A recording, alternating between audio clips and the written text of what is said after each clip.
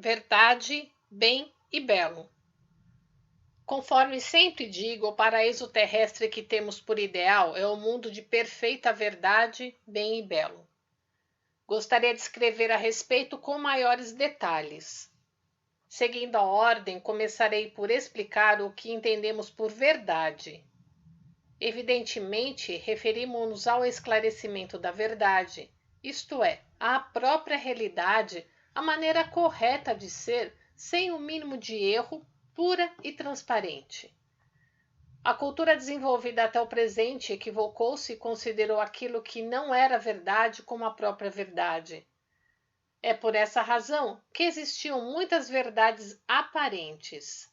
Nem é preciso dizer que foi devido à inferioridade do conhecimento humano que as pessoas não percebiam isso. Basta observar a sociedade atual para percebermos que quase todas as pessoas se veem forçadas a trabalhar arduamente para sobreviver e vivem dia após dia sem qualquer parcela de esperança.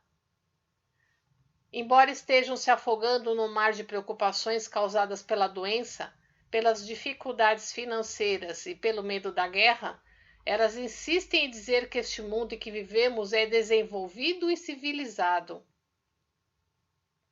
Não obstante, observando com rigorosa imparcialidade, percebemos que quase todas as pessoas lutam entre si, odeiam-se e entram em choque, tal como os animais agonizando num turbilhão de insegurança e ansiedade.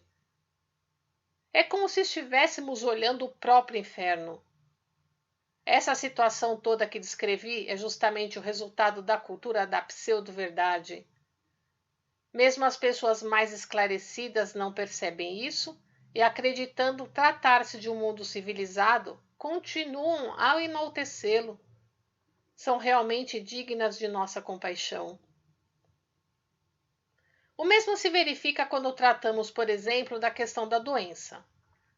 Pelo fato de a medicina estar em desacordo com a verdade, todos os lugares estão repletos de doentes. É tuberculose, disenteria, meningite, derrame cerebral, paralisia infantil, enfim, são incontáveis tipos de doenças. E vejam a justificativa que dão a isso. Antigamente também existiam muitas enfermidades, só que a medicina não estava desenvolvida a ponto de descobri-las.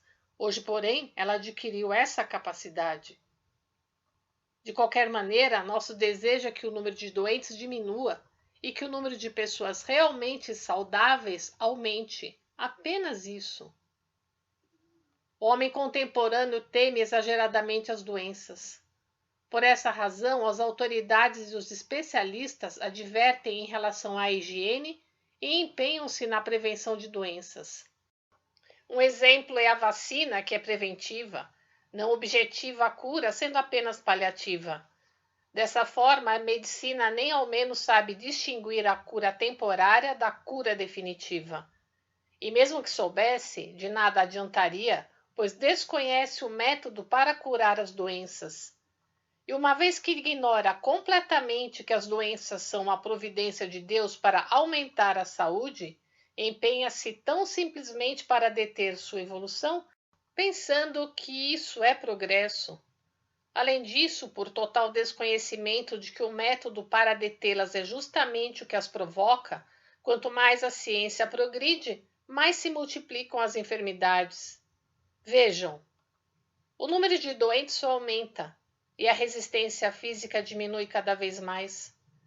Por essa razão, as pessoas temem a fadiga e a insônia, não conseguem perseverar nem fazer maiores esforços e, caso pratiquem exercícios um pouco mais pesados, ficam exaustas. É descabida a busca da saúde apenas pelo incentivo à prática de exercícios, visto que a realidade nos mostra mortes prematuras de esportistas profissionais. Isso não é incompreensível? Por outro lado, ao seguirem o princípio sobre a saúde ensinado pela nossa religião e ao receberem de orei, o fantasma das doenças se dissipa e as pessoas se tornam verdadeiramente saudáveis. Esta é a realidade. A seguir escreverei a respeito do bem, que evidentemente é o oposto do mal. Todavia, o que é o mal? Ele é causado pelo ateísmo, que nasceu do pensamento materialista, e o bem é seu oposto, nasceu do teísmo. Esta é a verdade. Entretanto, como a premissa da ciência é a negação desse teísmo, que é a verdade, quanto mais ela progride, mais aumenta o mal. E mesmo que a cultura progrida, isso será apenas superficial. Dessa forma, reconhecemos os méritos da ciência, mas não podemos deixar de levar em conta o mal que ela gera. Aqueles que não percebem isso enaltecem apenas seus pontos positivos e, quanto aos negativos, elaboram habilidosas teorias subjugando as classes dirigentes, levando-as a concluir que nada terá solução sem a ciência. Assim, a felicidade acabou ficando cada vez mais distante. Em seguida, analisemos o belo, que também constitui um problema. Acompanhando o desenvolvimento da cultura, multiplicaram-se os elementos do belo. Individualmente falando, estão em nível satisfatório, mas coletivamente não se consegue usufruir deles. Somente uma parte da sociedade, a classe privilegiada, desfruta de roupas bonitas, boa alimentação e belas moradias, enquanto o povo em geral mal consegue alimentar-se, não tendo condições para pensar no belo.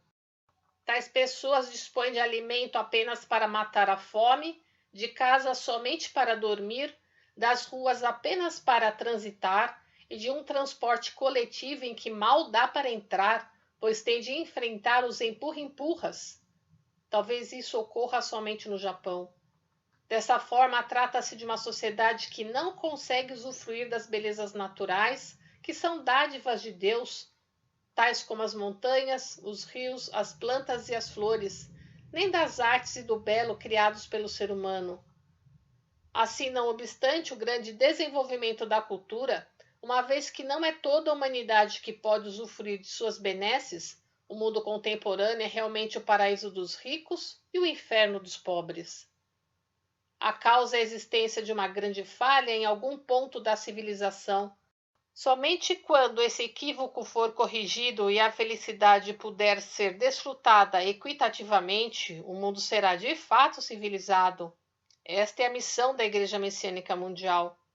Por tudo que foi exposto, creio que puderam entender o verdadeiro significado da verdade, do bem e do belo. Contudo, o mais importante é o poder de concretizá-los. De nada adiantarão as palavras se elas constituírem apenas um lema escrito num cartaz. Todavia devemos alegrar-nos, pois finalmente este sonho tão almejado está para tornar-se uma realidade em nosso mundo. Em 25 de setembro de 1953.